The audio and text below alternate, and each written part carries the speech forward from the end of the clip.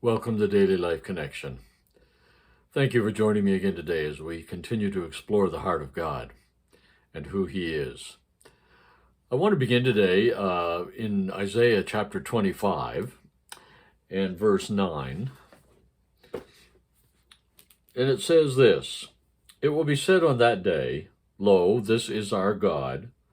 We have waited for Him so that He might save us. This is the Lord for whom we have waited. Let us be glad and rejoice in His salvation. This is the God for whom we have waited." Let's talk today a little bit about the God who's not in a hurry. The God who is not in a hurry. I'm not sure that I really like those verses. They that wait upon the Lord will renew their strength. This is the God for whom we have waited.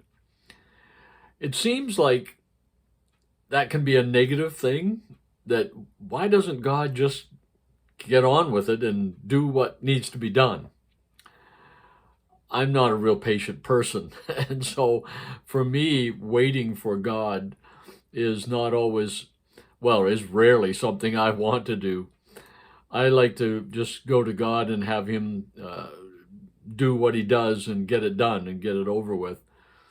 But I've come to realize that all through Scripture, God is not in a hurry. He's not in a hurry to get His plans and His purposes in operation and fulfilled. And so, I've asked myself, why is that? Because this seems to me like a rather negative thing, this God who takes His time to get things done. How is that a positive thing about this God? Well, I think in this sense, I think that God is not in a hurry because He knows the end. He knows He will get things done. He knows that He doesn't have to get it done this instant in order for it to turn out well.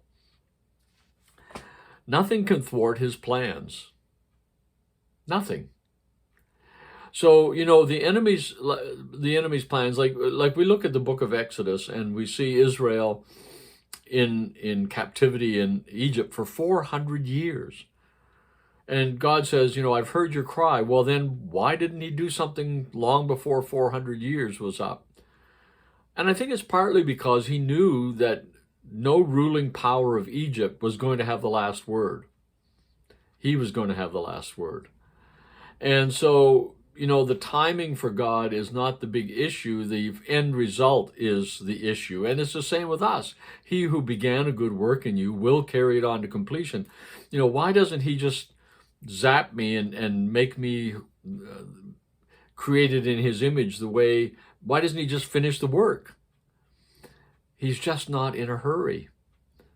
God seems to enjoy the process of time and the gradual change of things. I mean, look at the seasons. They don't hurry either, do they? They change, but they take their time to change. It's always a process, And the other thing I think that is a factor in God not hurrying is He will redeem all things.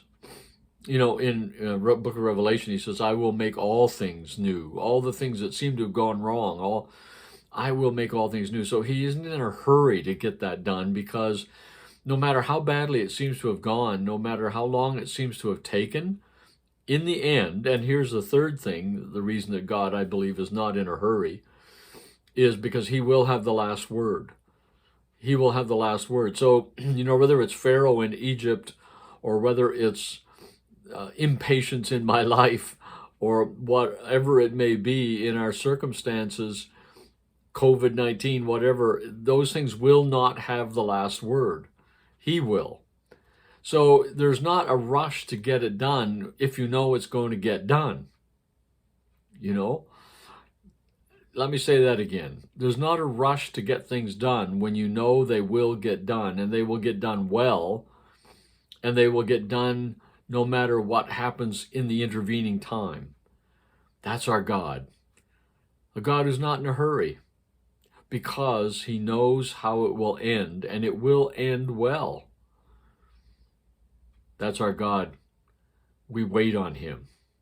We wait on him. And that word wait in the Old Testament in particular, it was waiting with expectancy. Some translations say we hope in God. Our hope is in God, or we wait for God. We wait expectantly for God. And that's part of it, It's not hurry up and get it done, God, kind of waiting. It's a waiting that says, wait and see. Just wait and see how this turns out. Isn't that good?